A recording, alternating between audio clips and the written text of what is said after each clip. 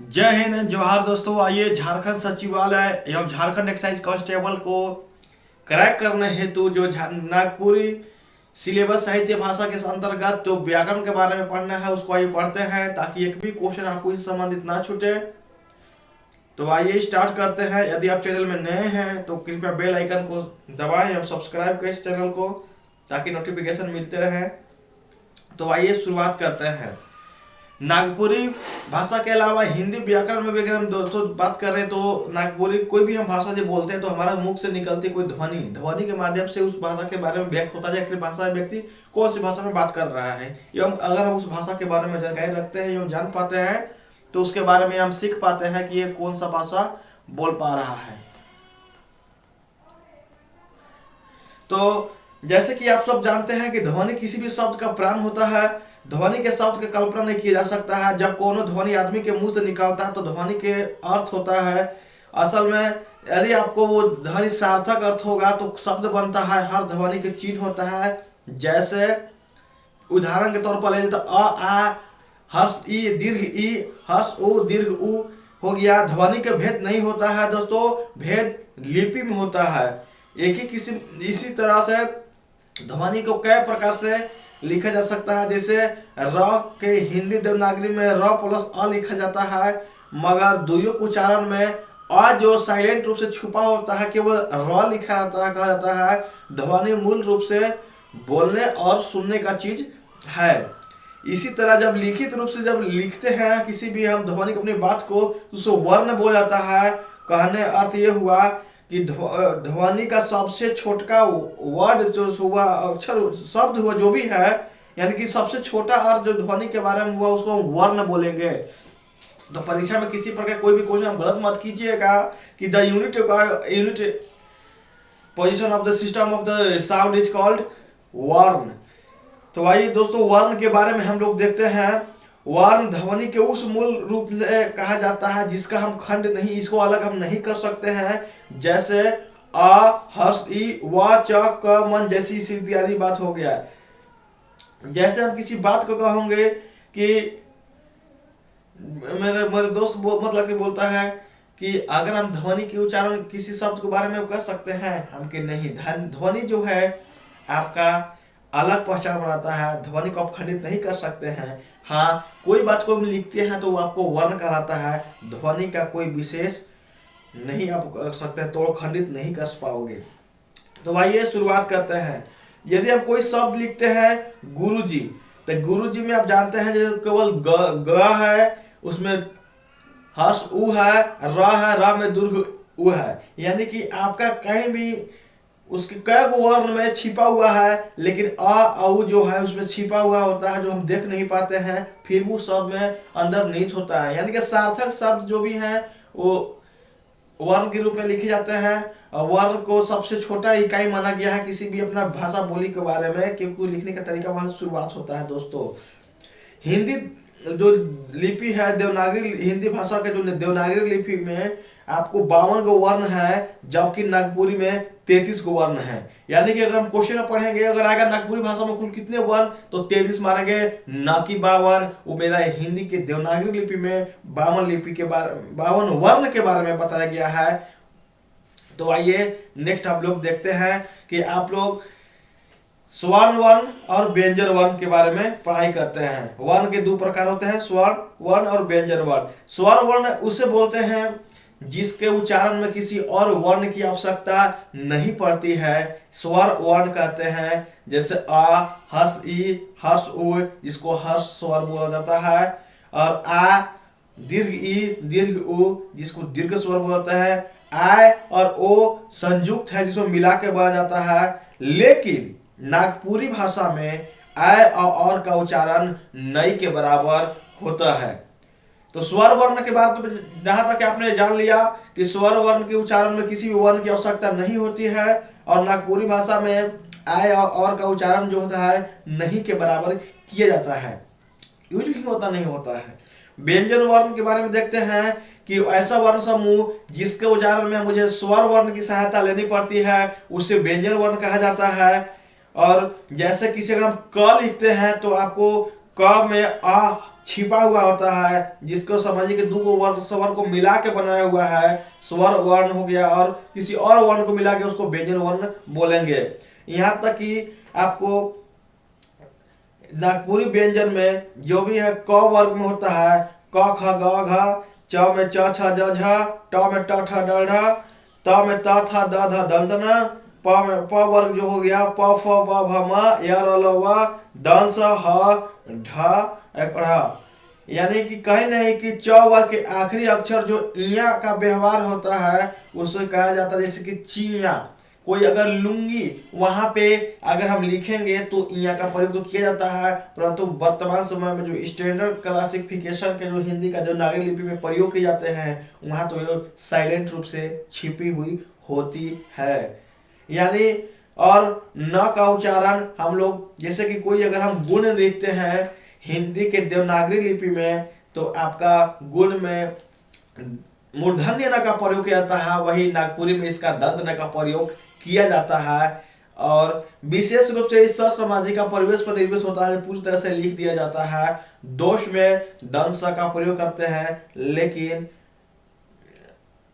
आपका मूर्धन्य स तो हिंदी के में प्रयोग किया जाएगा, लेकिन दंस आपका नागपुरी भाषा में किया जाएगा। तो इसी प्रकार का य का उच्चारण नागपुरी भाषा में ज हो जाता है। ये आपके एग्जाम में किसी प्रकार का गलत नहीं करना है। जैसे योग को हम लोग नागपुर में जोग बोलते हैं, संयोग को संजोग बोलते हैं, योजना को योजना बोलते हैं। और नागपुर हिंदी को जो संयोगी जो छ बोलते हैं, छ का उच्चारण ख होता है, क्या है च के बाद जो छ आता है वो होता है। जैसे क्षमा, क्षमा में हिंदी भाषा में लिखेंगे नागपुरी वर्ण में लिपि में सॉरी देवनागरी लिपि में एकदम लिखते हैं क्षमा, तो संयोगी छ म में आकर क्षमा होता है। लेकिन वही नागपुरी में च के बाद जो छ आता है उसको क्षमा से लिखा जाता है। और पक्षी को हिंदी हो गया तो पंछी नागपुरी भाषा, छतरी और छतरी जो हिंदी हुआ तो नागपुरी में खतरी होता है, खतरी। त्रा का उच्चारण भी ज्ञ के उच्चारण के जैसा ही होता है। जैसे त्राण, हमने हिंदी भाषा में लिखा त्राण, लेकिन नागपुरी में लिखेंगे तरान। ज्ञान हिंदी में, नागपुरी में लिखेंगे ज्ञान। यानी कि प्योर लोकली भाषा में प्योर लिखा जाता है, वो आपका नागपुरी से संबंधित संवर्धित होता है। आइए कुछ हर एक जितना भी व्याकरण है उसमें कुछ एक्सेप्शनल अपवाद भी होते हैं। तो कुछ मौलिक हिंदी शब्द में नागपुरी में पूरा पूरा यूज होता है, जैसे हिंदी के रूप में ही नागपुरी में लिखा जाता है। जैसे वर्ण, शिक्षा, रक्षक, ये सब ऐसा शब्द है जिसका सीधा सीधा हिंदी वाला उतार दिया गया है। अब उसके बाद इसके बारे में हमने स्वर वर्ण, व्यंजन वर्ण के बाद ये देख लिया कि किस प्रकार हिंदी भाषा के साथ साथ नागपुरी भाषा में प्रयोग किया जाता है। आइए अब हम लोग शरीर में जो भी हमारे बोली जो बोलते हैं किस अंग से निकलता है, चाहे वो अनुनासिक से निकला, बालाघात हो या अल्पराण हो, महाप्राण हो, उसके बारे में हम लोग देखते हैं। ये भी क्वेश्चन में आता है कि यदि हम नाक से उच्चारण करते हैं तो उसको क्या कहते हैं, नाक और मुंह के इस्तेमाल उसको क्या कहते हैं। तो आइए देखते हैं दोस्तों। नागपुरी में आइए आयु ही बोला जाता है, बुरा नहीं मानिएगा क्योंकि हम लोग नागपुरी ही पढ़ रहे हैं पूरी तरह से, वो तो मिक्स पढ़ा रहे हैं दोस्तों।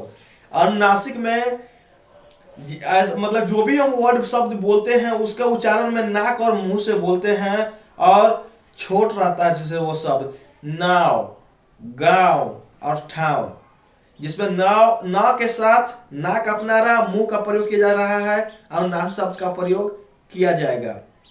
इसके साथ अनुस्वार होता है, जिसके स्वर के बाद व्यंजन जैसे सर नाक से निकलता है, जैसे मंजूर, मेंजूर, पैरी नागपुरी वर्ड है जिसमें अनुस्वार के बारे में बताया है। उसके बाद निरनुनासिक, इसका एक मुंह से बोलने वाला उच्चारण है, जैसे खायक, काम, हर, फार, मने जैसे होता है। इस सब के बारे में बताया गया है कि कौन सा शब्द हमारे शरीर के किस भाग से निकलता है, बोला जाता है, चाहे मुख हो, अनुनासिक हो या अनुस्वार जो भी शब्द हैं उसके संबंधित है। विसर्ग, नागपुरी में विसर्ग नहीं होता है, ये हमेशा ध्यान में रखिएगा। नागपुरी में कोई विसर्ग होता है कि तो नहीं होता है। हर्ष उच्चारण, नागपुरी में हर्ष उच्चारण हिंदी के जैसा ही होता है, जैसे क ग च जैसे इत्यादि सब होते हैं। अब हम लोग हर्ष के उच्चारण के बाद दीर्घ उच्चारण में आते हैं। जब कोई उच्चारण की लंबा भार लेना पड़ता है तो उसको दीर्घ उच्चारण बोलते हैं। लंबा समय लेना पड़ता है, लंबा उच्चारण करते हैं, उसको दीर्घ उच्चारण बोलते हैं। नागपुरी में दीर्घ उच्चारण का प्रयोग होता है, जैसे आ हिंदी शब्द के जैसा, हिंदी भाषा के जैसा आ मिला के आ होता है। हर्ष ई प्लस ई मिला के दीर्घ ई होता है। हर्ष उ प्लस हर्ष उ बराबर दीर्घ उ होता है। अ प्लस ए मिलकर आय होता है। अ प्लस उ मिलकर ओ होता है। एक में दुई मात्रा जैसे ही मिला हुआ होता है। आइए इसके बाद अल्परान या अघोष जो शब्द है उसके बारे में मैं पढ़ा रहा हूँ। अल्परान और अघोष शब्द मोटा मोटी एक ही जैसा ही होता है। इसके उच्चारण में कम ताकत, जैसे मुंह से कम हवा ही निकलते हुए अल्परान के जैसे जो भी उपरान होता है उसको अघोष ध्वनि कहलाता है। जैसे वर्णमाला और सब पहले और तीसरा अल्परान जैसा भी होता है, अघोष ध्वनि के जैसा ही होता है। नागपुरी में यही नियम होता है। जैसे अल्पपरान क ख च छ ट ठ, वैसे ही अल्परान में ग घ जो सीक्वेंस में लगातार होते हैं। जो तुरंत इसको कम समय लगता है, जल्दी ही बोलते हैं। अल्प मतलब छोटा, परान मतलब जो सांस कम ताकत लगाना पड़ा, जिसमें कम ताकत लगाना पड़ा अल्परान हो गया। सीधे तौर पर ये समझेंगे हम लोग। उसके बाद महापरान के बारे में, जिसको ईया घोष ध्वनि वो मोटा मोटी एक ही चीज होता ही है, लेकिन थोड़ा सा ताकत और बगड़ा हवा की जरूरत पड़ता है निकालने के लिए, उसको घोष ध्वनि कहा जाता है। जैसे महापरान के बारे में हम लोग लिखेंगे कख पख च छ ट ठ त थ ग घ, यानी कि कोई भी वर्ड को लगातार अगर नजदीक करके बोलेंगे तो उसमें महापरान का प्रयोग किया जाता है। ट वर्ग के आखिर समय जो मूर्धन न होता है, नागपुरी भाषा में प्रयोग नहीं होता है। तो आपने क्या देखा, नागपुर में विसर्ग मतलब का प्रयोग नहीं होता है, और न ही नागपुरी में मूर्धन्य न का भी प्रयोग नहीं होता है। ये बात दिमाग में रखिएगा ताकि एग्जाम में गलत ना करें। छोटी मोटी गलती ही आपको मेरिट से बात कर सकता है। संयुक्ताक्षर का प्रयोग नागपुरी में संयुक्ताक्षर का प्रयोग नहीं होता है। जैसे हम लोग कृष्ण लिखते हैं हिंदी भाषा में, उसको नागपुर में सीधा तौर पर कृष्णा बोला जाता है। पिपसा को पीपसा बोलते हैं, तृष्णा को तिरिसना बोलते हैं। यानी अब नागपुरी में क्यों विद्वान तो सब संयुक्ताक्षर शब्द जो होते हैं उसका प्रयोग अब करने लगे हैं, पहले तो नहीं होता है। जैसे तपस्या शब्द जैसा ही शब्द होता है हिंदी में के जैसा, नागपुरी में तपस्या ही उतार दिया जाता है ताकि लिखने में परेशानी ना हो। बालाघात, नागपुरी में बालाघात का प्रयोग होता है, रूप से बदल कर अपनिहित तरह से प्रयोग होता है। जैसे बल लगा किसी बात को हम बोलते हैं बालाघात हो गया। जिसे जात, अब जाइत के नहीं है, जात हो गया हिंदी जाइत, पात पाइत। बालाघात एक वर्ण से अपनिहित है के मतलब कि ये हमारे बोलने का तरीका है। आइए बालाघात के बारे में हम लोग देख लिए। अपनिहित है, जेकर संध में हर्ष व ई होता है और आगे व्यंजन होता है, उसको अपनिहिती बोलते हैं दोस्तों। जैसे जाति से जाइत हो गया, भांति से भाइत हो गया, यानी कि जिसके अंत में आपका हर्ष ई का प्रयोग किया जाता है। ये बात दिमाग में रखिएगा। हर्ष ई, जैसे जाति में हर्ष ई का प्रयोग किया जाता है के ऊपर, भांति में त के ऊपर, जैसे उसी को हम बोलते हैं आपका जाइत भाइत इत्यादि सब हो गया। चाल जो हो गया अपन नागपुरी भाषा में खास विशेषता है, नागपुरी में प्रयोग दूसर भाषा से बगड़ का होता है। वर्ण के लोप के बारे में देख लेते हैं। थोड़ा सा वीडियो तो लंबा ही होगा, अगर आप इस ध्यान से समझने की कोशिश किया, वीडियो को पॉज करके देखें। अगर नहीं समझ में आ रहे हैं तो आपको बिल्कुल समझ में आएगा। इसके सरल आपको कहीं वीडियो नहीं मिलेगा, मेरा चैलेंज में दावा है। अब देखिएगा दोस्तों, इसके बाद आइए वर्ण के लोप में नागपुरी के देवनागरी के रूप में कई गो वर्ण भेटाता है हम लोग को प्राप्त होता है। कई तो वर्ण तो एक ही वर्ण का प्रयोग होता है, इस वर्ण के लोप के कमी कहा जाता है। जैसे कि एक शब्द का बार प्रयोग कर दिए तो वर्ण का लोप हो गया। मूर्धन्य न, दंस स, मूर्धन्य स, और आपको संयोगिया छ प्र ज्ञ का प्रयोग नागपुरी भाषा में नहीं होता है। मूर्धन न के जगह पर मैंने आपको बताया कि दंत न का प्रयोग किया जाता है। और तालाब स के जगह जो तालाब स एवं मूर्धन स के जगह दंत स का प्रयोग किया जाता है। छ का संयोगिया छ के जगह पर आपको च के बाद जो छ आता है उसका प्रयोग एवं ख का प्रयोग होता है। आपको मैं बता सकता हूँ, बता ही दिया हूँ आपको, किसी इसके बारे में दोबारा आप देख सकते हैं। जैसे पक्ष में लिखा तो उसको पक्ष बोलेंगे, पंछी को पंछी बोलते हैं, रिक्ष को रिच चाहे रिख बोला जाता है, क्षमा को क्षमा बोलते हैं, ज्ञान को ज्ञान।